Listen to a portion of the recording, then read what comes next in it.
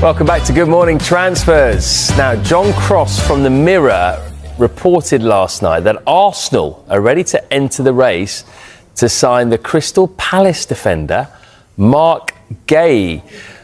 Our understanding is that he is a player that they have held a long-term interest in as well.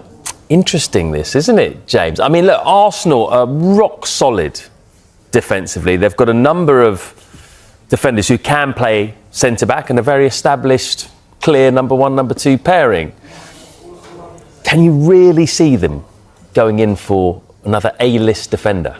In this window, it seems unlikely, but as we've been reporting, there's been a long-standing interest from the likes of Arsenal, Liverpool, Manchester City, all the big clubs like Barcelona, Bayern Munich and Real Madrid have a long-term interest in signing Marc Guéhi, and the majority want to sign him as a free agent in the summer. The question is, in this window, will anybody attempt to try to sign him now? Because we know that Crystal Palace would be willing to do business if a suitable offer came in, because I think they're desperate not to let him go for free, albeit they see the benefits of what Marc Guéhi staying until the end of the season can do in terms of what they're able to do, in terms of the Premier League finish, in terms of winning a trophy again, and what that could do financially for the club, and what that could do, therefore, in terms of recruiting players next summer.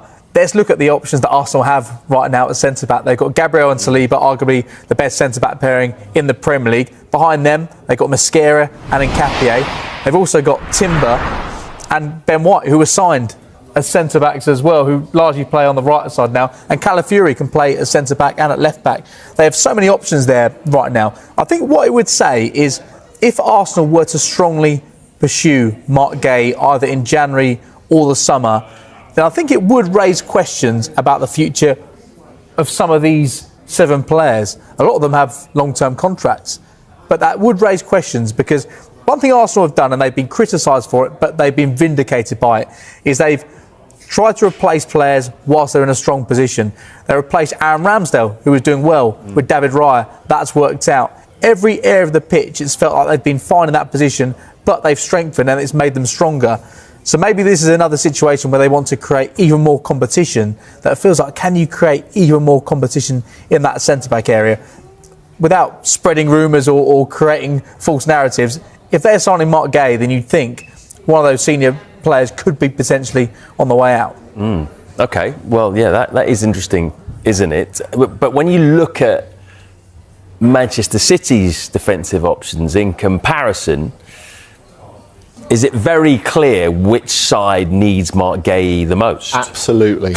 Absolutely. There's no doubt about that. And I guess that's why this has come to the fore again in recent days, because you look at the absences at the moment of Diaz, of Gvardiol, the fact that John Stones, you never quite know where you are fitness-wise. Kuzanov has struggled to prove himself of the appropriate level so far, even though he's one for the future, I would argue. And then you've got the recall for Max Alleyne, who's done very, very well at Watford. But we're talking about a massive step up. Yeah. Him coming from the Championship into the middle of a Premier League title race. And we've got Nico Gonzalez on there because Pep said he might have to play him at centre-back the other day. Yeah, exactly. So I think it's clear where they are.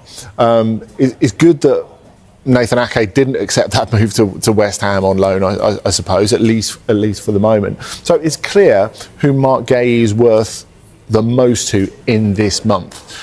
City have got an opportunity. They've got to go in all guns blazing in terms of fee and in terms of wages to make it irresistible to. Well, 35 million was the number in the summer. Would you think Man City might even have to offer that same again? Maybe more. Maybe More more. than in the summer? Yeah, because Palace know exactly how much Manchester City need him at the moment. Yeah. And I think that's the thing.